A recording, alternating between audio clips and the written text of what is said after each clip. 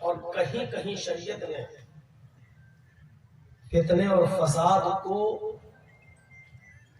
कत्ल से बड़ा संगीन जुर्म करार दिया है। अल फितनतु अशद्दु मिनल कत्ल, फितना और फसाद फैलाना कत्ल से ज्यादा संगीन जुर्म है। लिहाजा हर वो रास्ता जिससे फितना फैल सकता हो और बर्पा हो सकता हो, उस पर कदगन लगनी चाहिए, उसकी रोकथाम होनी चाहिए। समाजी शक्ल में भी, इज्तिमाई शक्ल में भी, जिस शक्ल में भी शरीयत किसी भी बड़े गुनाह से पहले उसके जड़ पर हमला करती है। जब आप जड़ ही को काट देंगे तो वो चीज पनपने नहीं पाएगी। कुरान करीम ने अगर जिना को हराम करार दिया है तो जिना तक पहुंचाने की जड़ को ही खत्म कर दिया है। कुल लिल मुमिनीना यगुद्दू मिन अब्सारिहिम व यहफज़ू फुरूजहम। आए मोहम्मद सल्लल्लाहु अलैहि वसल्लम, आप मोमिन मर्दों से कह दो कि जब भी वो कहीं निकले चले जाएं तो अपनी निगाहों को नीचा रखें। व यहफज़ू फुरूजहम, और अपनी शर्मगाह की हिफाजत करें। ये हुक्म जहां अल्लाह ने मर्दों को दिया है वहीं औरतों को भी दिया है। कुल लिल मुमिनाति यग़ुज़्ज़ना मिन अब्सारिहिन्ना व यहफ़ज़्ना फ़ुरूजहुन्ना व ला युब्दीना ज़ीनतहुन्ना। आए मोहम्मद सल्लल्लाहु अलैहि वसल्लम, आप मोमिना औरतों से भी कह दीजिए कि वो भी जब जरूरत के तहत अपने घरों से बाहर जाएं, जरूरत के तहत निकलें, तो अपनी निगाहों को नीचा रखें।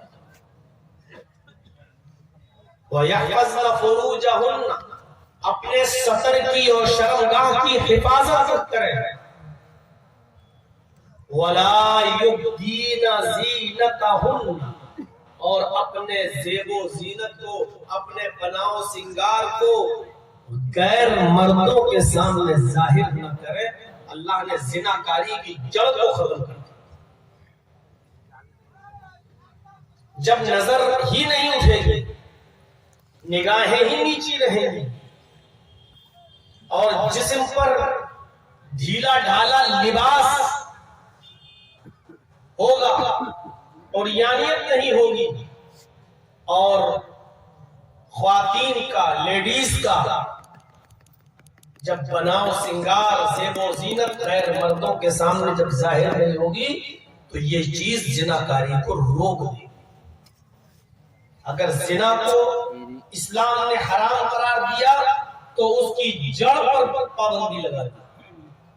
इसी तरीके से समाज में, सोसाइटी में फितना और फसाद मत फैलाइए। फितना और फसाद की जो जड़ें पनप रही हैं उनको ये खत्म कर दीजिए, उन्हीं को काट दीजिए। कभी कभी फितना कोई बड़ा रूप धारण न कर ले, उस फितने से अपने आप को बचाने के लिए शरीयत ने हमें यह हुक्म दिया है कि कुछ बातें अगर नाजायज भी हो, गलत भी हो, लेकिन उन बातों पर अमल करके अगर फसाद रुकता है, जंग रुकती है, लड़ाई रुकती है, झगड़ा रुकता है, तो उन नाजायज बातों को भी मान लो।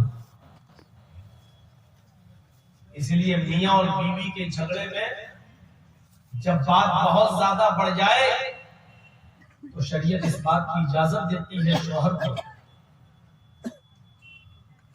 कि वो अपनी बीवी को खुश करने के लिए झूठ बोल सकता है। झूठ का सहारा ले सकता है। औरत के दिमाग को, उसके जहन को शरीयत ने सामने रखा है और मर्द को ही झुकने का ऑर्डर दिया। कहा है कि थोड़ा सा अगर झूठ बोलने से आपकी बीवी शांत हो सकती है, लड़ना बंद कर सकती है और आपसे खुश हो सकती है, तो आप झूठ बोलो। और अगर आप अकड़ गए,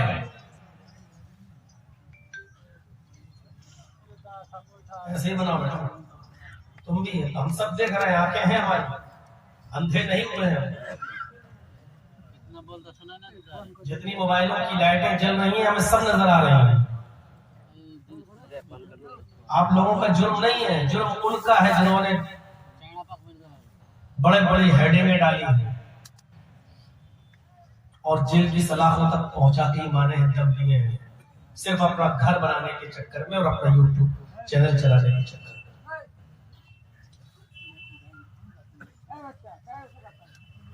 ए भैया बैठ जाओ, इनको आप रोक नहीं पा रहे हैं, देखो क्या बात है, ये तो बैठ जाओ या जाओ। तो मैं आज ये कर रहा था कि शरीयत इस बात का हुक्म देती है,